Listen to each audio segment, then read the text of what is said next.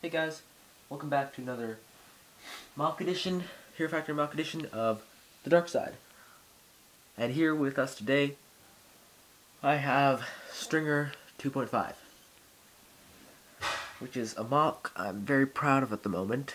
I think this captured Stringer's essence so well. Unfortunately, I don't have the original Stringer toy, but what I do have is the bulk versus vapor bulk, which came with Stringer's weapon. So that's what I did have help with. Of course I could see pictures of the original Stringer, so that's where I got the rest from. Now, his some of the Stringer features include just overall bulkiness. I think the chest resembles Stringer's somewhat. Of course, the black coloring. I think Nex's headpiece resembles Stringer's quite a bit. I also wanted to use Nex and Evo's headpieces for Bulk and Stringer, because that way you could pose Bulk and Stringer with Stormer and Breeze and all the other original heroes. But I do think that out of all of them, Nex's resembles Stringer's the most, probably.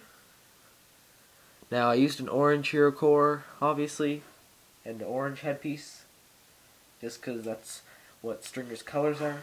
I used a blue helmet for him, or skull cap, just because there's no, of course, black one, so I thought blue was pretty good.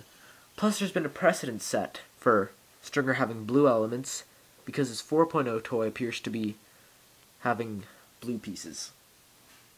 Now, there's some more blue in his gun, which I'll show you in a second. But first I'm going to show you the interesting system I used for his chest. Now, on the back here you see he has more armor. It's not turning out very well on the camera, unfortunately, but he uses one of those 3.0 kind of raw jaw fist guards. Now, I attach that via a ball joint just attached to one of those axle pin converters. Now, beyond that, if you just allow me to take off his head, he has a standard Hero Factory chest plate just on top of Drill Dozer's chest plate. And under that is one of those armor pieces. So it's that with Drill Dozer's armor piece on top of that. And then Stringer 3.0's chest plate with Bulk's hero core. And then Stringer 3.0's arm piece just plugged into the back, just to armor his back a little bit. And that's how I achieved such a well-armored Stringer chest. Now, I used the slightly longer Stormer leg pieces, as I may have mentioned in Bulk's review. Just makes him a little bit more of a large character. He certainly looks very in charge. His posture reminds me of the T-800 from the original Terminator movie, which I like that design a lot. Here's next to Bulk. Bulk's slightly shorter, I think. Or at least he should be. For some reason he looks taller now, but he's technically shorter because he uses shorter leg pieces. Now, on to Stringer's weapon. As you can see, it's just that. I designed it, of course, to resemble his original weapon. Let me just grab that. Hold on.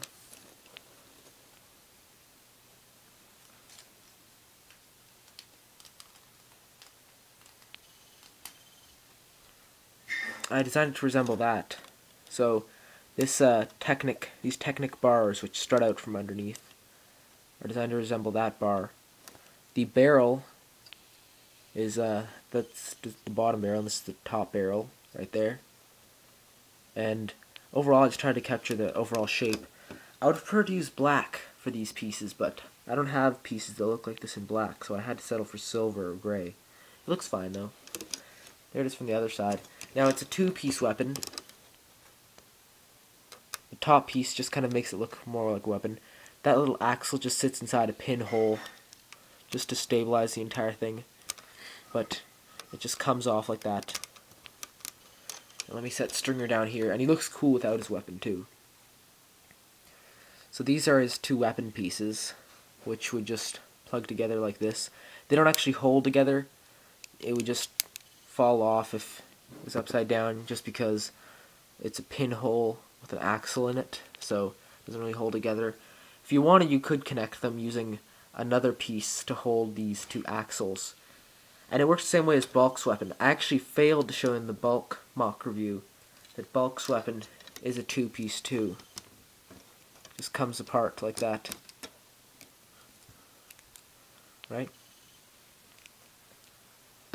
Now the thing I like about Stringer's weapon is that because it's an axle inside of a just pinhole, it just comes apart so easily. Doesn't need it. Doesn't have any problems with that. That's what I like.